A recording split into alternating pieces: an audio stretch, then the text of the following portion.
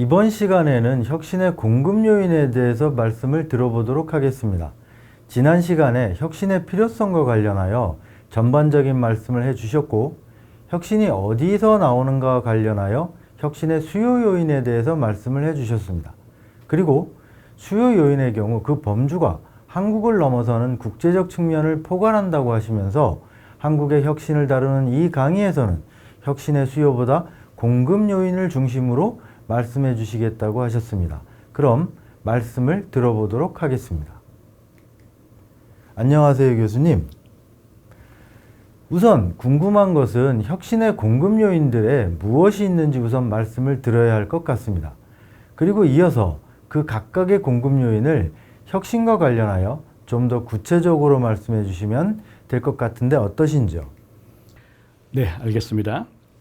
혁신의 공급 요인은 크게 세 가지 정도로 말씀드릴 수 있겠습니다. 이 첫 번째는 이 창의적 사고를 포함한 인적 자본이고, 이 두 번째는 이 기술을 융합하는 역량, 그리고 마지막 세 번째는 혁신에 적합한 제도, 다시 말해 이 공정하고 유연한 제도입니다. 따라서 혁신의 공급은 다음과 같은 식으로 표시할 수 있습니다. 즉, 공정하고 유연한 제도와 인적 자본, 기술 융합 역량을 곱한 것이 혁신이라는 것입니다. 잘 알겠습니다, 교수님. 제도의 공정함과 유연함, 창의적 사고를 가진 인적 자본, 그리고 기술 융합 역량이 혁신을 위한 공급 요인의 세 가지고, 이들의 유기적 결합이 혁신을 만들고 지속적인 혁신을 가능하게 한다. 이렇게 이해할 수 있을 것 같습니다. 그러면 이제 본격적으로 한국 경제와 혁신이라는 주제로 들어가 보겠습니다. 우선 말씀하신 공급 요인 세 가지를 가지고 현재 한국 경제를 평가한다면 어떻게 말씀하실 수 있을까요? 한국은 혁신의 공급을 결정하는 세 가지 요인 중에서 이 대기업 부분에 속하는 기술 융합 역량은 우수한 편입니다. 그러나 이 창의적 사고와 이 공정하고 유연한 제도의 면에서는 이 다른 선진국에 비해서 뒤처진다고 생각합니다. 특히 제도가 혁신을 촉진하는 핵심 요인이라는 점에 대해서는 제대로 주목하지 않고 있습니다. 이 정부 정책 수립과 이 국회의 입법 과정에서도 혁신을 단순히 물량 투입의 결과로만 생각하고 제도의 중요성은 심각하게 고려되지 않는 듯합니다. 그러나 이 정책 수립과 입법 과정이 후진적이면 투자를 많이 한다 해도 진정한 혁신을 기대하기 어렵습니다. 엉뚱한 곳으로 자원이 소모되기 때문입니다. 이러한 맥락에서 이번 기획의 공동 작업자인 이정민 교수님은 이 정부가 이 정책을 만들 때에 충분한 숙려 기간과 사전 검토를 한 후에 결정해야 한다고 강조하고 있습니다. 그렇군요. 그래서 이정민 교수님은 한국 경제의 혁신에 수식어를 붙인다면 신중한이란 말을 앞에 붙이고 싶다고까지 하신 거라고 생각합니다. 그러면 교수님께서는 혁신의 공급 요인 중 특히 공정하고 유연한 제도의 면이 떨어진다는 것은 어떤 근거를 가지고 말씀하시는 것인지요?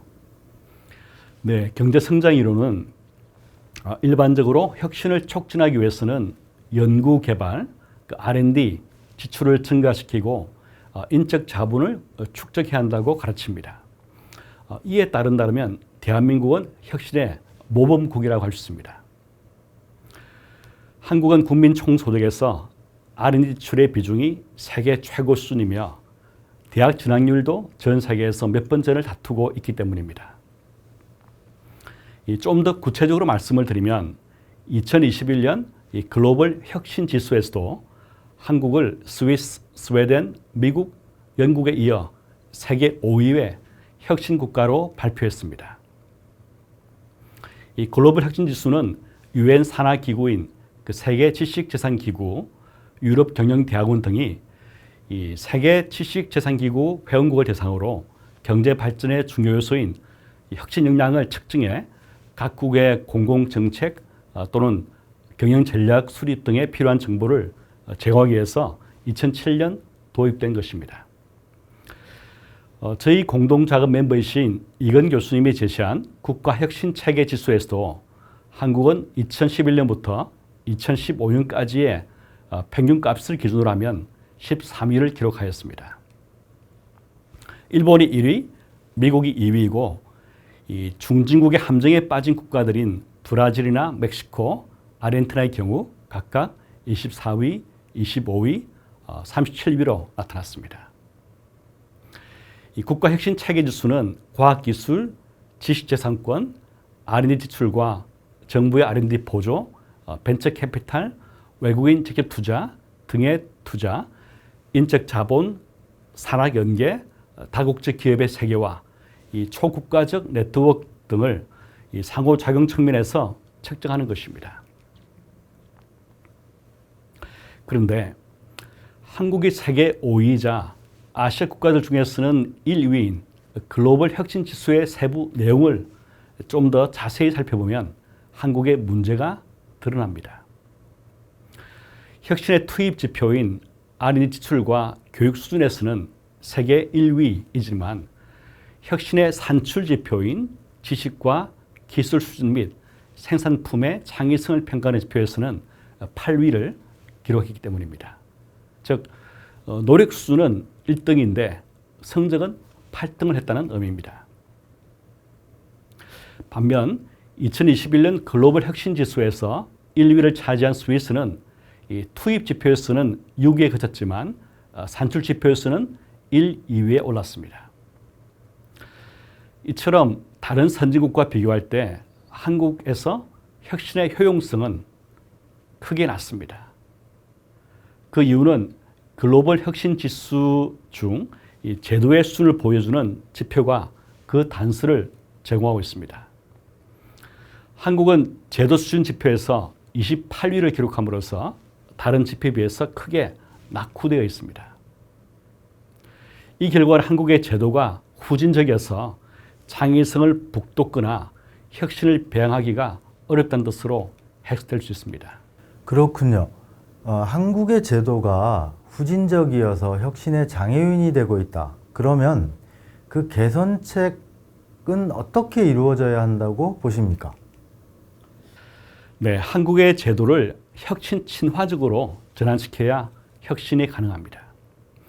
이번 기획의 공동 작업자 중 한 분인 김소영 교수님이 언급하시는 혁신 친화적인 경제 환경을 조성하는 것은 이 공정하고 유연하도록 제도를 개선하는 데서 출발할 수 있습니다. 혁신은 주로 과학자와 기업이 수용하는 기술 개발에서 시작됩니다. 과학자와 기업은 기술을 직접 개발하는 주체입니다. 그러나 혁신을 위해서 이들의 역할만이 중요한 것은 아닙니다. 이들이 과학을 연구하고 창업하기로 한 선택은 이 주어진 제도에 반응한 결과입니다. 그리고 이들이 거두는 성과도 제도의 수준에 영향을 받기 마련입니다. 따라서 제도가 혁신을 결정하는 근본 요인이라 해도 과언이 아닙니다. 공정하고 유연한 제도가 혁신을 결정하는 근본 요인이다. 이렇게 말씀하신 것 같은데 좀 더 구체적인 설명이 필요해 보입니다. 네, 좀 어렵죠. 그 제도의 공정성은 혁신의 필요 조건 중 하나입니다. 이 제도 공정성의 첫 번째 원칙은 이익과 손해의 주체가 일치해야 한다는 것입니다. 즉 손실의 위험을 무릅쓰고 혁신에 투자한 결과 돈을 벌였다면 그 수익은 혁신에 기여한 사람에게 돌아가야 합니다. 반대로 손해를 봤다면 그것도 그 개인이나 집단의 책임입니다. 만약 혁신에 관여하지 않은 사람이 몫을 챙겨가도록 강제하는 제도가 있다면 이는 공정성을 해칠 우려가 있습니다. 반대로 다른 사람이나 사회가 개인이나 기업의 실패를 보상하도록 강제하는 것도 공정하지 못한 제도라 할 수 있습니다. 이 사회주의는 혁신의 반면 교사입니다. 이 사회주의는 이익과 손실을 공유하는 체제였습니다. 이 사회주의에서도 물론 우주나 무기산업같이 특정 부분에 정부가 지원을 집중하고 개발자에게 막대한 유의를 부여한 결과 그 부분에서는 혁신이 가능했습니다. 이 소련이 1957년에 미국에 앞서 발사한 세계 최초의 인공위성 이 스푸트닉이 그 예입니다. 이 동서냉전 시대였던 당시 미국 등 서방이 큰 충격을 받아서 이 스푸트닉 충격이라는 말까지 생겼습니다. 그러나 소련의 세계 최초 인공위성 발사는 국지적 혁신에 그쳤고 전반적인 경제 성장을 견인하지는 못했습니다. 결국 우리가 알다시피 이 구소련과 동유럽의 모든 사회주의 경제는 이 성장을 위해서 이 자본주의로 체제를 전환해야만 했습니다. 이처럼 생산성 증가는 혁신적 기술이 다른 기업과 산업으로 광범하게 파급 및 전이될 때 가능합니다. 이런 경제적 이익을 목적으로 역동적으로 움직이는 경제 주체가 없으면 이루어지기 어렵습니다. 정부의 보이는 손으로 이를 대체할 수는 없습니다. 이것이 이 사회주의 실험의 대실패가 가르치는 역사적 교훈입니다. 혁신에 기여하자는 자와 혁신의 이익을 공유하도록 강제하는 제도, 그리고 혁신의 실패로 인한 손실을 외부자에게 전가시키는 제도 역시 혁신을 저해합니다. 이 손실에는 사적인 책임을 지우면서 혁신의 이익은 공유해야 한다고 하면 위험을 무릅쓰고 혁신을 시도할 유의는 사라지게 됩니다. 반대로 이익은 사유하지만 손실을 공유하게 한다면 이른바 연성 예산 제약, 즉 소프트 버짓 컨스트레인트 생겨서 무모한 도전, 도덕적 해이, 비효율적인 투자가 일어납니다. 왜냐하면 이런 환경에서는 기업이 손실을 입어도 외부 지원으로 쉽게 보상을 받고 경제적 효율성이 극도로 떨어진 이후에도 외부 지원에 의해서 계속 생존할 수 있기 때문입니다. 즉 경제적 합리성이 왜곡되는 것이죠. 물론 이 사회적으로 큰 유익이 기대되는 기술이지만 기술 개발의 위험 부담이 너무 커서 사적으로 감당이 어려울 때는 정부가 이 보조금 등으로 지원해야 마땅합니다. 또 저희 기획의 공동 작업자 중 한 분인 주병기 교수님의 주장처럼 이 적절한 수준의 사회 안전망은 혁신에 도전할 동기를 증가시킬 수 있습니다. 학업 성취도 높고 좋은 교육을 받은 학생들이 안정적인 직업을 택하기보다 혁신을 주도하는 분야로 진출하게 한 토대가 바로 사회 안전망이기 때문입니다. 즉 공정한 제도는 혁신의 동기를 부여하고 물적 유인을 제공합니다. 예를 들어 인재가 기업을 만들고 과학자를 꿈꾸기보다 공무원이 되려는 사회에서는 혁신을 기대하기 어렵습니다. 그럼 왜 많은 인재가 공무원이 되고 싶어 할까요? 공무원이 기업가나 과학자보다 더 대접받고 물적 보상도 크다고 믿기 때문입니다. 직업의 안정성도 더 높을 수 있습니다. 개인의 입장에서는 지극히 합리적인 결정입니다. 그러나 이런 사회 전체로 볼 때 최적의 자원 배분은 아닙니다. 이런 식으로 인재의 배분이 왜곡되면 혁신은 멈추고 그 결과 성장도 중단됩니다. 유럽과 동아시아의 1인당 소득이 근대에 역전된 중요한 이유도 동아시아에서는 사농공상이라는 문화와 제도가 혁신을 가로막았기 때문입니다. 산업공상은 원래 관리와 농민, 기술자, 상인이라는 전 근대민의 네 가지 직업을 의미했지만 어느 순간부터 신분의 귀천을 의미하는 것으로 바뀌었습니다. 공장으로 불린 기술자, 그리고 오늘날의 기업가를 할 수 있는 상인에 대한 천시가 혁신을 가로막은 것입니다. 프랑스 인재는 기업가가 되기보다 관료나 군인을 선호한 결과 산업혁명이 프랑스가 아니라 영국에서 먼저 일어났다는 주장도 이와 맥락을 같이 합니다. 더욱 이 개인재산권을 보호받지 못하고 권력자로부터 수탈당하는 사회에서는 창업과 혁신의 유인이 생기기 어렵습니다. 이번 기획의 공동작업자 중 또 다른 한 분인 이상성 교수님은 기업의 자유로운 수익 추구를 보장하는 것이 기업 정책의 첫걸음이라고 주장합니다. 이는 제도 공정성의 첫 번째 원칙으로서 기업뿐 아니라 혁신 정책의 첫걸음이라고 볼 수 있겠습니다. 또 혁신과 창업의 유인을 키워야 한국 경제가 성장할 수 있다는 판단에서 이상성 교수님은 기업의 창업가에게 그 차등 의결권을 부여하자고 제안하십니다. 이 법적으로 일반론을 펼치기보다 제도와 정책을 혁신 친화적으로 만드는 것이 중요하다는 주장입니다. 물론 동시에 이 소액주주와 고객의 손해를 보상하기 위한 민사구제책을 정비해서 공정성을 제고하고 기업 오너와 이들 사이의 이익의 균형을 맞춰야 한다고 조언합니다. 잘 알겠습니다, 교수님. 그러면 제도의 공정성을 담보할 또 다른 중요한 원칙이 있을까요? 물론입니다. 이 제도 공정성의 두 번째 원칙은 시장 진입을 포함해 경쟁을 제고해야 한다는 것입니다. 경쟁해야 혁신되고 혁신이 있어야 발전한다는 이상성 교수님의 메시지도 이와 맥락을 같이 합니다. 이상성 교수님은 지금까지 한국 경제는 경쟁을 통한 혁신으로 성장해왔고 미래의 발전도 결국 여기에 달려있다고 단언하십니다. 맞는 말씀이라고 생각합니다. 특히 기존의 시장에서 이 독과점적인 위치에 있는 기업이 다른 기업의 시장 진입을 막는다면 혁신의 기회는 줄어듭니다. 제2기획의 공동작업자 주병기 교수님은 이 독과점 기업이 진입장벽을 만들고 기술을 탈취하며 단가를 후려치는 방식으로 다른 경쟁이나 협력업체 혁신을 가로막는다고 지적합니다.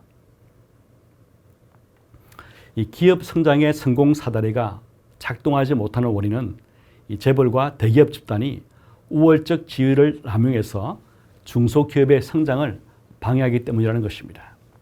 이 같은 제도의 불공정성은 분배뿐만 아니라 혁신과 성장마저도 저해한다는 뜻입니다. 이 경쟁이 공정하게 이루어지도록 관리할 책임은 정부에게 있습니다. 주병기 교수님은 경제적 약자의 협상 지위를 높여서 이 수평적 관계가 만들어져야 공정한 시장이 형성된다면서 이 독과점적인 기업에 의한 시장 지배력을 경계합니다. 정부에 의한 역차별도 공정을 저해할 수 있습니다. 또 다른 제2기획의 공동작업자 안동인 교수님은 정부가 인터넷 전문은행에 대한 규제를 낮춤으로써 기존 금융사를 역차별한 점이 있다고 말씀하십니다. 더욱이 금융규제가 국내 기관 중심으로 이루어짐으로써 외국 기관이 결과적으로 특혜를 누리는 현상도 발생한다고 지적합니다. 이처럼 기울어진 판을 평평하게 만들어 공정한 경쟁을 담보할 때 혁신의 씨앗은 왕성히 자랄 수 있습니다. 혁신의 공급 요인으로서 공정하고 유연한 제도, 그 중에서 공정한 제도를 중심으로 말씀해 주신 것 같습니다. 저희 이해가 맞다면 유연한 제도에 대해서도 좀 더 구체적으로 말씀해 주실 필요가 있을 것 같습니다. 네, 알겠습니다. 이 경제 체제로서 이 자본주의의 가장 큰 장점은 유연성입니다. 이는 사회주의 체제와 비교할 때 잘 드러납니다. 이 사회주의에서는 이 중앙 계획이, 이 자본주의에서는 시장이 경제 주체 활동을 조정합니다. 이 중앙 계획 경제에서는 허락받지 않고서는 새로운 기술과 생산 방법을 도입하거나 실험할 수 없습니다. 새로운 시장을 캐치할 수도 없고 또 그럴 필요도 없습니다. 또한 중앙 계획은 1년 단위로 집행되기 때문에 집행 과정에서 문제가 생기더라도 다 면도가 되어야 수정할 수 있습니다. 대단히 경직적인 제도입니다. 반면 시장 경제 체제에서는 이 법이 허락하는 범위 내에서 경제 주체가 스스로 책임을 지고 신기술과 새로운 생산 방법을 도입하고 새로운 시장에 진출할 수 있습니다. 또 시장은 실시간 경제 상황을 반영합니다. 이처럼 시장 경제체제는 유연합니다. 그런데 문제는 자본주의에서도 법과 규정이 너무 엄격하고 촘촘해서 시장의 유연성을 크게 제어할 수 있다는 점입니다. 새로운 기술을 도입할 때 이 정부 허락을 받도록 강제하는 법이 있다고 가정합시다. 이런 기술의 테두리를 정부가 정함으로써 혁신의 범위를 일정한 공간 내로 가두는 결과를 초래합니다. 이런 경제에서는 광범한 혁신이 일어나기 어렵습니다.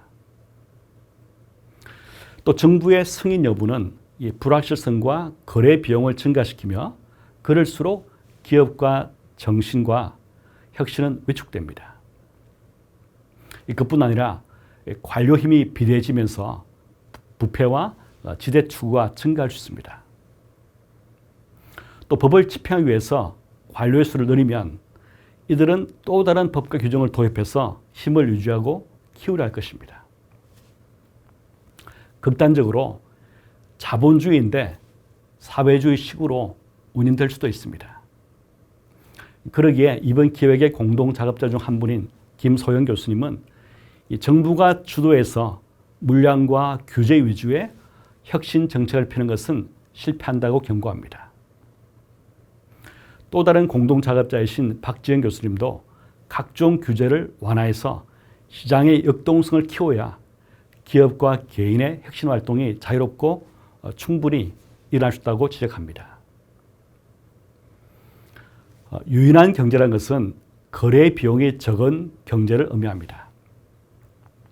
기업이 필요로 할 때 노동과 자본 등의 생산 요소가 원활하게 조달될 수 있고 원자재와 부품을 구매하는데 애로가 적어야 유연한 경제입니다. 비유하자면 이 기업 간 거래가 물 흐르듯 순조롭게 진행되는 것이 유연한 경제입니다. 그렇지 않고 거래가 여기저기서 막힌다면 경직적인 경제입니다. 예를 들어 자본시장이 발달되지 않았거나 규제로 인해서 자본 조달이 원활하지 못할 경우, 또 사법제도가 계약의 이행을 제대로 보장하지 못하는 경우가 바로 그렇습니다. 또 사회적 신뢰가 낮아서 거래가 어려운 것도 제도를 경직되게 하는 이유가 됩니다. 저희 기획의 공동작업자 이철희 교수님은 이 경직적인 교육 시스템도 노동시장을 경제적으로 만드는 한 원인이다 이렇게 말씀하십니다. 이 노동시장이 유연화되려면 시장 수요에 맞춰서 학제 간 융합과 새로운 학문 분야 개설 등과 같이 이 대학 교육 시스템이 유연해야 한다는 의미입니다. 이런 면에서 이 제도의 경제성은 혁신의 싹을 짓밟는다고 할 수 있겠습니다. 노동시장 유연성 문제는 한국에서 이미 오래전부터 이야기된 것이고 사회적으로도 합의가 힘든 매우 민감한 이슈인 것 같습니다만 어떻게 생각하십니까? 이철희 교수님이 강조하는 것처럼 노동시장의 유연성 확보도 큰 과제입니다만 이 말씀하신 것처럼 노동시장은 다른 생산 요소 시장인 자본시장에 비해서 훨씬 민감한 문제입니다. 바로 사람을 다루기 때문입니다. 이 근로자는 일자리도 많고 일자리 안정성도 높은 경제를 원합니다. 그런데 일자리를 만드는 기업은 일자리의 안정성을 기업 경영의 애로 요인으로 간주합니다. 즉 기업가는 경기 국면과 기업 상황에 맞추어서 고용과 해고가 원활하게 되는 것을 원합니다. 그래야 기업이 생존하고 발전할 수 있기 때문입니다. 따라서 노동시장이 유연하지 못하면 기업 활동은 위축되고 일자리는 줄어듭니다. 더욱이 경직적인 노동시장은 청년의 노동시장 진입을 어렵게 만듭니다. 이는 청년의 창의적 발상과 새로운 사고를 사회가 활용하지 못하는 결과로 이어지고 혁신에도 부정적인 영향을 미칩니다. 이처럼 이 많은 일자리와 일자리 안정성은 상충 관계로 볼 수 있습니다.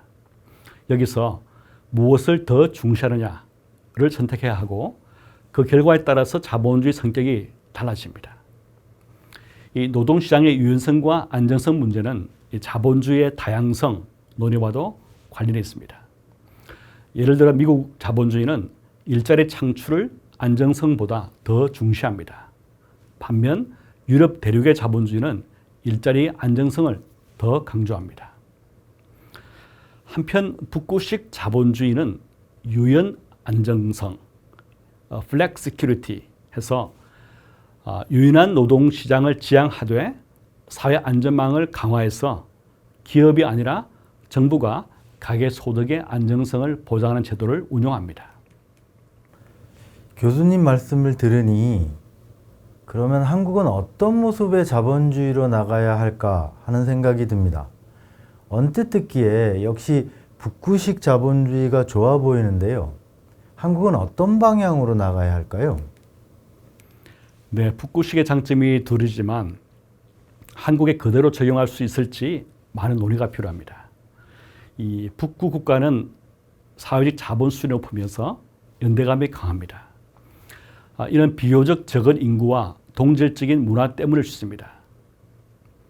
이 반면 한국의 사회적 자본이나 상호 연대의식은 비교적 낮은 수준이며 인구도 북구 중 인구가 가장 많은 스웨덴의 5배 정도입니다.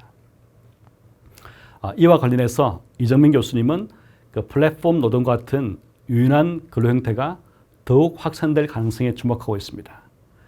이 플랫폼 노동은 기술 발전과 함께 등장한 새로운 노동 형태입니다.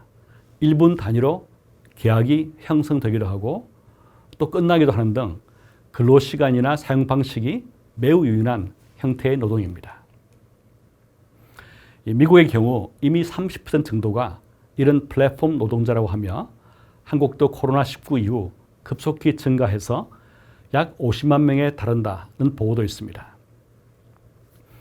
이러한 형태의 근로를 포괄하는 노동 제도를 만드는 과정에서도 우리는 이 기술 혁신을 가로막지 않고 오히려 촉진할 수 있는 유연한 노동시장의 형태를 고민해야 할 것입니다. 결국 이 문제는 한국형 최적 복지제도를 찾는 과정과 함께 모색해야 한다고 생각합니다. 잘 알겠습니다, 교수님. 유연한 노동시장의 형태, 한국형 최적의 복지제도 찾기 모두 만만치 않은 과제라고 생각이 듭니다. 그럼 다음 시간에는 혁신의 공급녀인 두 번째 시간으로 창의적 사고로 무정한 인적 자본의 창출 그리고 기술 융합 역량에 대해 말씀을 이어서 듣도록 하겠습니다.